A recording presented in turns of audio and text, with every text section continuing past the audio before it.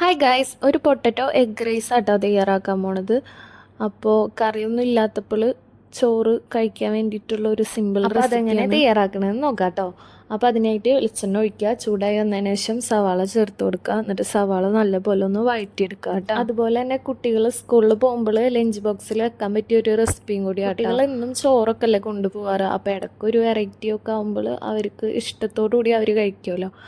അപ്പോൾ അവരിഷ്ടത്തോടു കൂടി കഴിക്കുമ്പോൾ നമുക്കതൊരു ഹാപ്പി.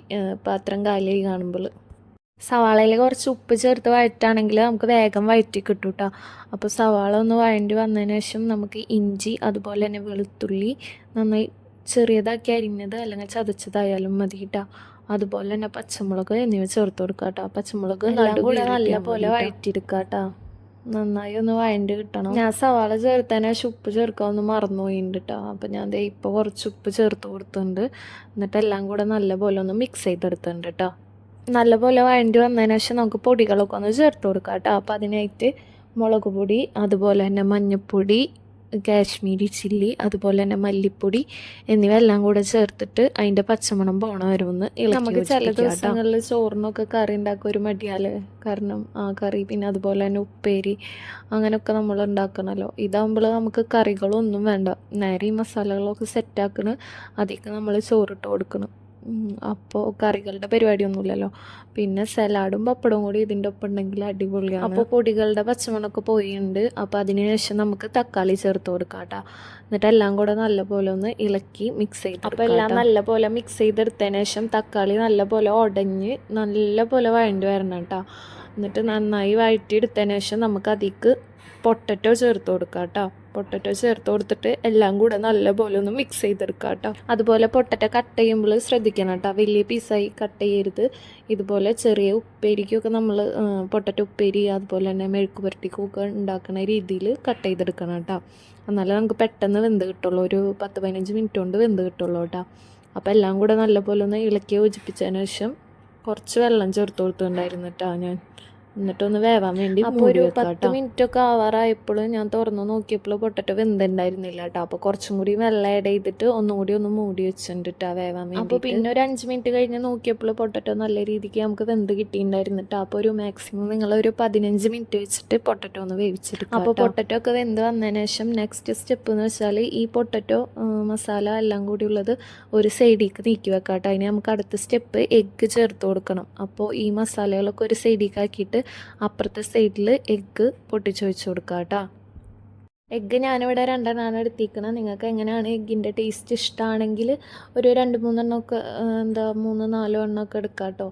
ഞാൻ ഇവിടെ 2 എടുത്തിരിക്കുന്നത്. അപ്പോൾ 2 പൊട്ടിച്ച് വെച്ചതിന് ശേഷം നല്ല രീതിക്കൊന്ന് ചിക്കി എടുക്കാം കേട്ടോ. കുറച്ച് ഉപ്പും കൂടി ആഡ് ചെയ്തിട്ട് ചിക്കി എടുക്കാം കേട്ടോ. എഗ്ഗിനുള്ള ഉപ്പ് നമ്മൾ നേരത്തെ ആഡ് ആക്കിയിട്ടില്ല. അപ്പോൾ അതുകൊണ്ട് എഗ്ഗ് ചിക്കണ ടൈമിൽ കുറച്ച് ഉപ്പും കൂടിയും ചേർത്ത് കൊടുത്തിട്ട് അപ്പോൾ എഗ്ഗ് നല്ലപോലെ ചിക്കിയെടുത്തതിന് ശേഷം നമുക്ക് എല്ലാം കൂടെ നല്ലപോലെ മിക്സ് ചെയ്തെടുക്കാം കേട്ടോ. ആ പൊട്ടറ്റോയുടെ മസാലയും എഗ്ഗും കൂടെ നല്ലപോലെ മിക്സ് ചെയ്തെടുക്കണം.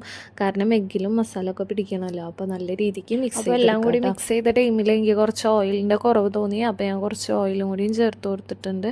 എന്നിട്ട് നല്ലപോലെ ഒന്ന് വീണ്ടും മിക്സ് ചെയ്തെടുക്കുക. കുട്ടികൾക്കൊക്കെ ഈ റെസിപ്പി നല്ല ഇഷ്ടമാവും കേട്ടോ. കാരണം ചോറ് കഴിക്കാൻ മടിയുള്ളവർക്ക് ഒക്കെ ഉണ്ടാക്കി കൊടുക്കാൻ പറ്റിയൊരു റെസിപ്പിയാണ്.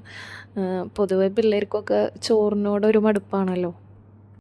പിന്നെ എല്ലാം മിക്സ് ചെയ്തതിന് ശേഷം ഞാൻ ഒന്ന് ടേസ്റ്റ് നോക്കിയപ്പോൾ എനിക്ക് കുറച്ച് ഉപ്പ് കുറവ് തോന്നി. അപ്പോൾ ഞാൻ കുറച്ചും കൂടി ഒന്ന് ഉപ്പ് ചേർത്ത് കൊടുത്തിട്ടുണ്ട് കേട്ടോ. എന്നിട്ട് എല്ലാം കൂടെ നല്ലപോലെ ഒന്ന് മിക്സ് ചെയ്തെടുത്തിട്ടുണ്ട്. പിന്നെ അതുപോലെ റൈസ് ചേർക്കണതിന് മുമ്പ് നമ്മൾ ടേസ്റ്റ് നോക്കണം കേട്ടോ. എന്നിട്ട് എന്തെങ്കിലും കുറവുണ്ടെങ്കിൽ നമ്മൾ ആഡ് ചെയ്ത് കൊടുക്കണം. എനിക്കിവിടെ ഉപ്പാണ് കുറഞ്ഞതായിട്ട് തോന്നിയത്. അപ്പോൾ ഞാൻ ഉപ്പ് ചേർത്ത് കൊടുത്തു. നിങ്ങളപ്പോൾ ഉണ്ടാക്കുമ്പോൾ റൈസ് ചേർക്കണതിന് മുമ്പ് തന്നെ ടേസ്റ്റ് നോക്കണം കേട്ടോ. എന്നിട്ട് കുറവുണ്ടെങ്കിൽ ആഡ് ചെയ്ത് കൊടുക്കണം. അപ്പോൾ മസാലകളൊക്കെ സെറ്റായി വന്നതിന് ശേഷം നമുക്കിനി ചോറ് ആഡ് ചെയ്ത് കൊടുക്കാം കേട്ടോ. അപ്പോൾ എല്ലാം നല്ലപോലെ മിക്സായി വന്നിട്ടുണ്ട്. അപ്പോൾ അതിന് ശേഷം നമ്മൾ ചോറ് ആഡ് ചെയ്ത് കൊടുക്കണു. എന്നിട്ട് എല്ലാം കൂടെ നല്ലപോലെ ഒന്ന് മിക്സ് ചെയ്ത്. അപ്പോൾ നിങ്ങൾ എല്ലാവരും കണ്ടില്ലേ, നമുക്ക് പെട്ടെന്ന് തന്നെ തയ്യാറാക്കാൻ പറ്റൂട്ടാ. എന്താ കറി വെക്കുന്ന ടൈമൊക്കെ ഉണ്ടെങ്കിൽ നമുക്കത് സെറ്റാക്കി എടുക്കാം. അതുപോലെ തന്നെ പെട്ടെന്ന് നമുക്ക് വല്ല മടിയുള്ള ദിവസമാണെങ്കിലോ അതുപോലെ പെട്ടെന്ന് ഇപ്പോൾ വിശക്കണ് അപ്പോൾ അങ്ങനെയൊക്കെ ആണെങ്കിൽ നമുക്ക് ചെയ്യാൻ പറ്റിയ ഒരു അടിപൊളി റെസിപ്പിയാണ്. അപ്പോൾ എല്ലാവരും ഒന്ന് ട്രൈ ചെയ്ത് നോക്കട്ടോ. ട്രൈ ചെയ്ത് നോക്കിയതിന് ശേഷം ഫീഡ്ബാക്കൊക്കെ ഒന്ന് കമൻറ്റ് ചെയ്യാം കേട്ടോ. അപ്പോൾ കുറച്ചായിട്ട് മിക്സ് ചെയ്തെടുക്കാം കേട്ടോ. കുറച്ച് മസാലയും ചോറും കൂടെ നല്ല രീതിക്ക് മിക്സ് ചെയ്തെടുക്കാം കേട്ടോ. അപ്പോൾ എല്ലാം നല്ലപോലെ മിക്സാക്കി എടുത്തതിന് ശേഷം നമുക്ക് അതിൻ്റെ മേലെ കുറച്ച് മല്ലിയിലയും കൂടി വിതറി കൊടുക്കാം കേട്ടോ. പിന്നെ അതുപോലെ സ്പ്രിംഗ് ഒണിയനൊക്കെ ഉണ്ടെങ്കിൽ നമുക്ക് ജസ്റ്റ് ഒന്ന് ചേർത്ത് കൊടുക്കാം. അപ്പോൾ എൻ്റെ കയ്യിൽ മല്ലിയില ഉണ്ടായിരുന്നുള്ളൂ, അപ്പോൾ ഞാൻ മല്ലിയിലയും കൂടി ആഡ് ചെയ്ത് കൊടുത്തിട്ടുണ്ട്. എന്നിട്ടെല്ലാം നല്ലപോലെ മിക്സ് ചെയ്തെടുത്തിട്ടുണ്ട് കേട്ടോ.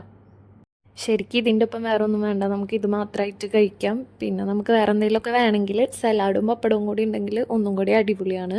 അപ്പോൾ എല്ലാവരും ഒന്ന് ട്രൈ ചെയ്ത് നോക്കാം, എന്നിട്ട് ഫീഡ്ബാക്കൊക്കെ ഒന്ന് കമൻറ്റ് ചെയ്യാം കേട്ടോ. പിന്നെ അതുപോലെ തന്നെ ആദ്യമായിട്ടാണ് എൻ്റെ ചാനൽ കാണുന്നതെന്ന് വെച്ചാൽ സബ്സ്ക്രൈബ് ചെയ്യുക കേട്ടോ. അതുപോലെ തന്നെ ലൈക്ക് ചെയ്യാനും ഷെയർ ചെയ്യാനൊന്നും മറക്കരുത് കേട്ടോ. അപ്പോൾ ഇത്രയുള്ളൂ. Thanks for watching.